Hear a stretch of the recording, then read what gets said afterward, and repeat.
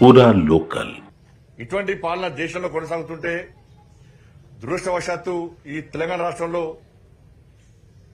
Congress party భ్రష్టు పట్టింది. 6 గ్యారెంటీలను గాలి కొదిలేసి తెలంగాణ ప్రజలను మోసం చేస్తున్నది. ముఖ్యమంత్రికి మంత్రులకు పాలన మీద పట్టు లేకుండా పోయింది. రబ్బర్ స్టాంప్ ప్రభుత్వం నడుస్తున్నది. జనపద నుంచి ఇలా తెలంగాణ రాష్ట్రాన్ని పాలిస్తున్నారు. నిన్నగాక మొన్న పిసిసి అధ్యక్షులు మహేష్ గౌడ్ గారే అయిపోయారు. మంత్రివర్గ విస్తరణ అన్నది ఏఐసిసి నిర్ణయిస్తుందని చెప్పని దీని ద్వారా ఏ విధంగా రబ్బర్ స్టాంప్ గా మారిందో అర్థం చేసుకోవాలి. మంత్రివర్గాల విస్తరణ అనేది ముఖ్యమంత్రి యొక్క విచక్షణాధికారం మీద ఆధారపడి ఉంటుంది. సరే, జాతీయ పార్టీ కాబట్టి కొన్ని సూచన సలహాలు తీసుకోవచ్చు, కానీ ఏఐసిసి నిర్ణయిస్తుందని చెప్పడం దీని ద్వారా తెలంగాణ రాష్ట్రంలో కాంగ్రెస్ పార్టీ ఎవరి చేతిలో కొనసాగుతుందో ఒకసారి అర్థం చేసుకోవాల్సిన అవసరం ఉంది.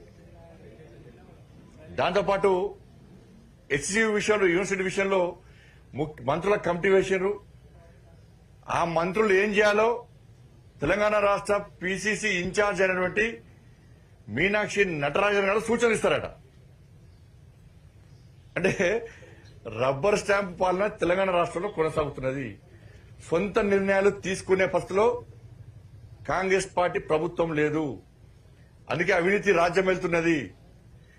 ఢిల్లీకి 10 జనవరికి మూటలు పంపుతున్నారు. ఆ మూటల కోసం వాళ్ళు ఆశపడి తెలంగాణ రాష్ట్రాన్ని పాలించే స్థితిలో కాంగ్రెస్ పార్టీ ప్రభుత్వం లేదు. అన్నిట్లో కమిషన్ తీసుకుంటున్నారు.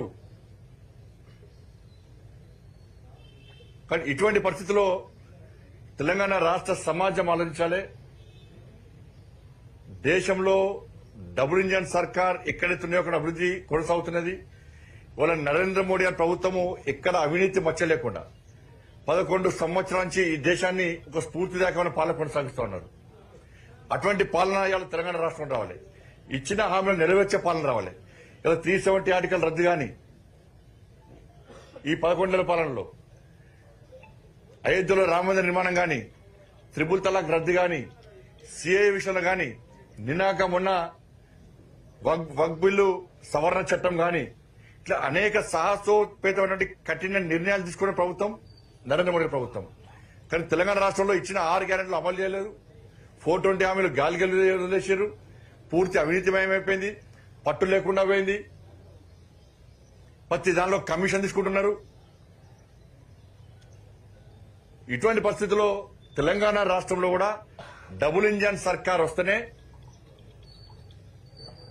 ఆ నరేంద్రుని యొక్క పాలన స్ఫూర్తిగా తీసుకుని తెలంగాణ రాష్ట్రంలో అటువంటి పాలన కొనసాగుతూనే ఈరోజు తెలంగాణ రాష్ట్రం అవినీతి రహిత రాష్ట్రంగా, సంక్షేమ ఫలాలు అమలు చేసే రాష్ట్రంగా, పేద ప్రజలను ఆదుకునేటువంటి రాష్ట్రంగా, చిట్ట చివరి వ్యక్తులకు సంక్షేమ ఫలాలు నీతి నిజాయితీ నిబద్దతతో అందేటువంటి రాష్ట్రంగా అభివృద్ధి చెందుతున్న విషయాన్ని తెలంగాణ సమాజం గుర్తుంచుకోవాలి.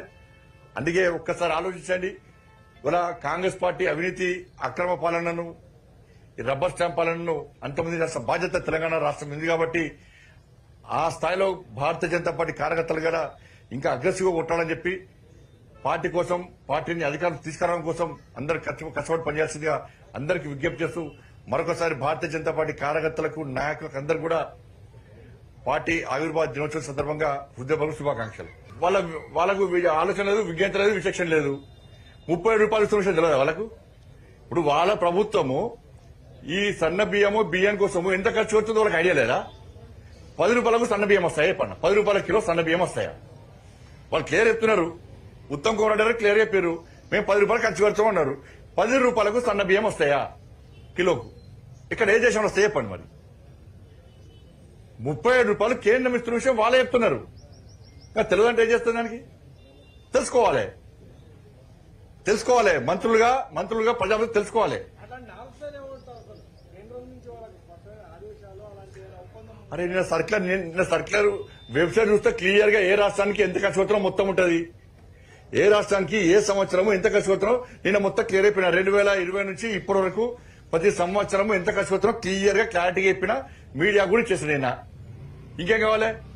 ప్రతి సంవత్సరం కేంద్ర ప్రభుత్వం ఏదో మొత్తం చెప్పిన 2020-21 ఎంత ఖర్చు అవుతుందో చెప్పిన, 2022-23, 2021-22 ఎంత ఖర్చు అవుతుందో చెప్పిన, 2022-23 ఎంత ఖర్చు పడ్డా చెప్పినా, 2023-24 ఎంత ఖర్చు పడ్డా చెప్పినా, 2024-25 ఒక పంటకు ఎంత ఖర్చు పెట్టడం చెప్పినా, మొత్తం డీటెయిల్ రిపోర్ట్ ఇచ్చింది నిన్న. ఇంకేం కావాలి? ఈ దగ్గర క్లారిటీ ఏం కావాలి? వాళ్ళ క్లారిటీ ఉంది. జనం కూడా అరే మోడీ గారు పంపిస్తున్న బియ్యం జనానికి కూడా తెలుసు. దాన్ని తప్పించుకోవడానికి పోయి భోజనాలు చేయడము, యాక్టింగ్ నటనలో జీవిస్తున్నారు వాళ్ళు. ధన్యవాదాలు.